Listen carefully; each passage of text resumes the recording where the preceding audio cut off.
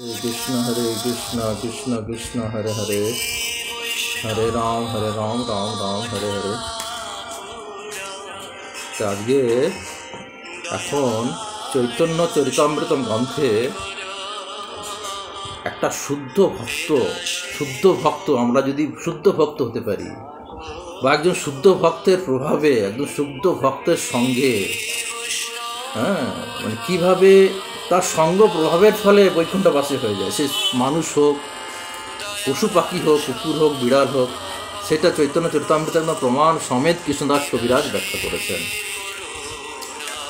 না, শ্লোকটা হচ্ছে শ্রী চৈতন্য প্রাদভ্রজ মধু পে ভাব মানে মধু পানকারী মৌমাছি। নমো নমঃ, নমো নমঃ শ্রদ্ধা প্রণত নিবেদন করি, নমো শ্রদ্ধা নিবেদন করি। কৎকিঞ্চত আশ্রয়স্ত কৎকিঞ্চত আশ্রয়স্ত যে কৎকিঞ্চত আশ্রয়স্ত যে জামা মাং অপি তদ্গন্ধ তাপত ভবতে। মানে চৈতন্য পাদপদ্ম, চৈতন্য মহাপ্রভুর শ্রী পাদপদ্মে মধু পানকারী মৌমাছি সাদৃশ্য ভক্তদের আমি পুনঃ প্রণতি নিবেদন করি। এখানে কি বলছেন যে চৈতন্য মহাপ্রভুর পাদপদ্মে যে মধু পানকারী মৌমাছিরা, পাদপদ্মে যে মধু পানকারী মৌমাছি ভক্তদের আমি পুনঃ প্রণতি নিবেদন করি। কুকুর সদৃশ্য অভক্তরাও যদি কোনরূপ এই ধরনের ভক্তদের আশ্রয় গ্রহণ করে তাহলে সেও পাদপদ্মের গন্ধ আস্বাদন করতে পারবে।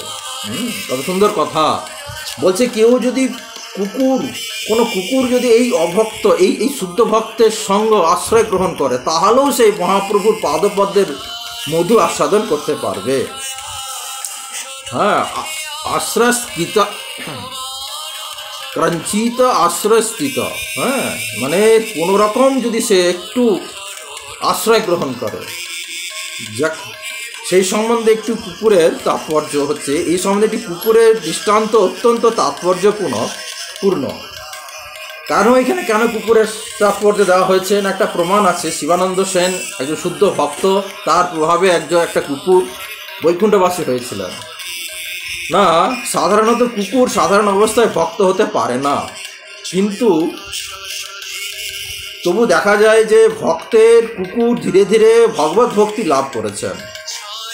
আমরা দেখি যে কুকুরেরা তুলসী বৃক্ষে মূত্র ত্যাগ করে, আমরা দেখি এটা সীতাদেবীর অভিশাপ আছে, কুকুরেরা তুলসী বৃক্ষে মূত্র ত্যাগ করে, সুতরাং কুকুর হয়েছে সবচাইতে বড় অভক্ত। কিন্তু চৈতন্য মহাপ্রভুর সংকীর্তন আন্দোলনে এমনই ক্ষমতা যে কুকুরও সদৃশ্য। যাই হোক, আমার একটা চোখের প্রবলেম আছে, আপনি ঠিক পড়ে আপনাদের বোঝাতে পারছি না, ঠিক হয়ে যাবে আশা করি, ওষুধ চলছে। বলছে যে কুকুরেরা অভক্ত সমস্ত চৈতন্য মহাপ্রভুর ভক্তের সঙ্গের প্রভাবে ধীরে ধীরে ভক্তে পরিণত হতে পারে। চৈতন্য মহাপ্রভুর এক মহান গৃহস্থ ভক্ত ছিলেন শিবানন্দ সেন।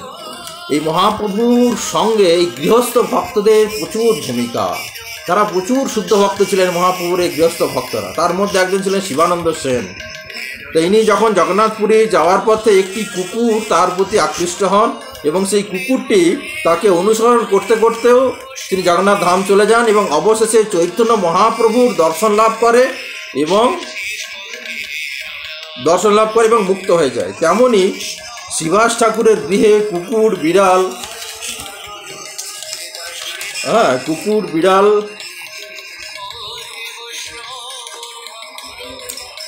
বিড়ালরা পর্যন্ত মুক্তি লাভ করেছিল। কুকুর বিড়াল এবং অন্যান্য পশুরাও ভক্তে পরিণত হবে তা আশা করা যায় না। বলছেন যে কুকুর বিড়ালরাও ভক্তে পরিণত আশা করা যায় না, কিন্তু শিবাস ঠাকুরের গৃহে এরা শুদ্ধ ভক্তের প্রভাবে উদ্ধার হয়ে গেছিল।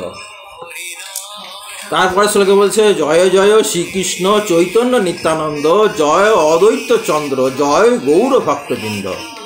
শ্রী চৈতন্য মহাপ্রভু এবং নিত্যানন্দ মহাপ্রভুর জয় হোক, শ্রী অদ্বৈত চন্দ্রের জয় হোক এবং শ্রীবাস চৈতন্য মহাপ্রভু ভক্তবৃন্দের জয় হোক।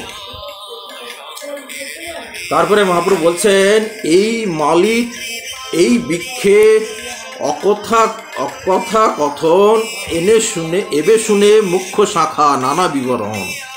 তো মালাকার এবং বৃক্ষরূপে চৈতন্য মহাপ্রভু এক অচিন্ত তত্ত্ব। এখন সেই বৃক্ষের মুখ্য শাখা প্রশাখা, মানে এখানে ভক্তদের ব্যাখ্যা করা হচ্ছে, মুখ্য শাখা প্রশাখার নাম বিবরণ শ্রবণ করুন।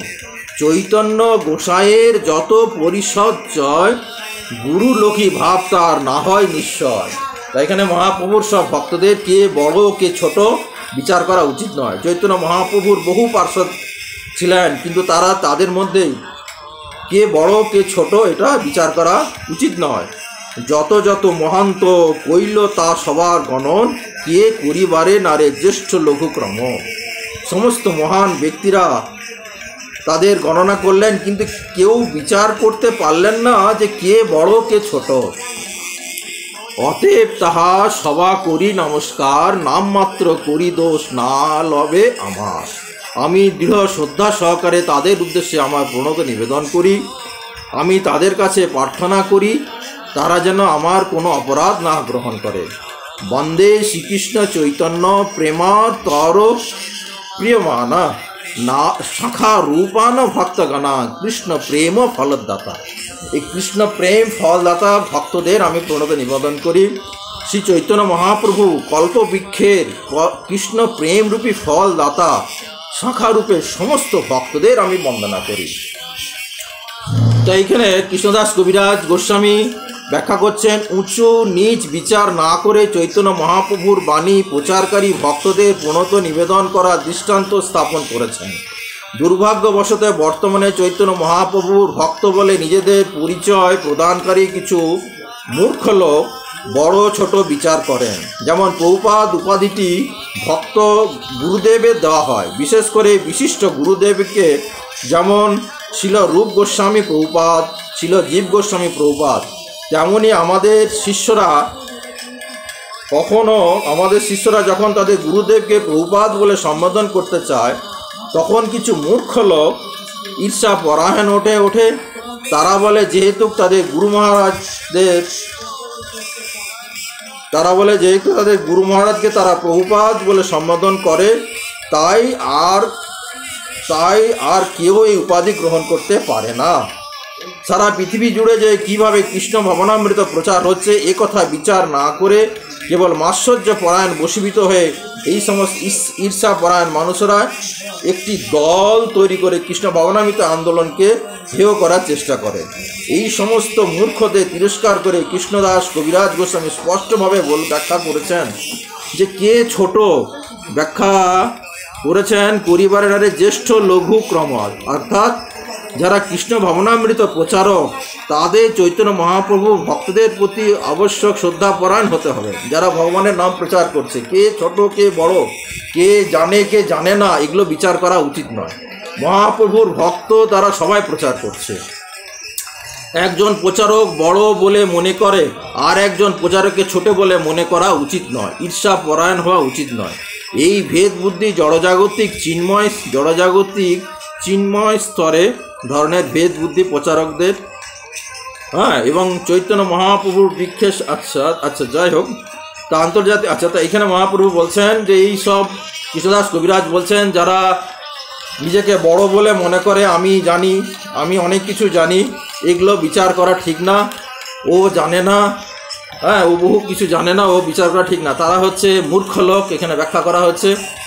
এবং এখানে ব্যাখ্যা করা হচ্ছে যে চৈতন্য মহাপ্রভুর শুদ্ধ ভক্তের প্রভাব, তার ফলে কিভাবে আমরা পশু পাখিকে উদ্ধার করতে পারি। সুতরাং আমাদের সবার উচিত হরে কৃষ্ণ মহামরে মন্ত্র উচ্চস্বরে হরিনাম সংকীর্তন প্রচার করা, উচ্চস্বরে হাটে বাজারে সব জায়গায় নগর কীর্তন করা উচিত। এবং আমরা যখন তখন যে কোনো অবস্থায় হরে কৃষ্ণ মহামন্ত্র জপব্যাগে জপ করতে পারি, সে হাটে হোক বাজারে হোক উচ্চস্বরে করতে পারি। এবং এইটাই মহাপ্রভু বলছেন যে আমার ভক্তদের প্রভাবে বহু মানুষ এই ভগবত ভক্তি লাভ করবে এবং তারা হরে কৃষ্ণ, এবং তাদের শুদ্ধ ভক্তের প্রভাবে তারা ভগবানের ধামে ফিরে যাবে। হ্যাঁ, তো আমাদের শুদ্ধ ভক্ত হওয়া প্রত্যেকের একান্তভাবে উচিত, আমাদের ভক্তি জীবনে যাতে আমরা অপরকে উদ্ধার করতে পারি। হরে কৃষ্ণ কৃষ্ণ কৃষ্ণ হরে হরে, হরে রাম রাম রাম হরে হরে।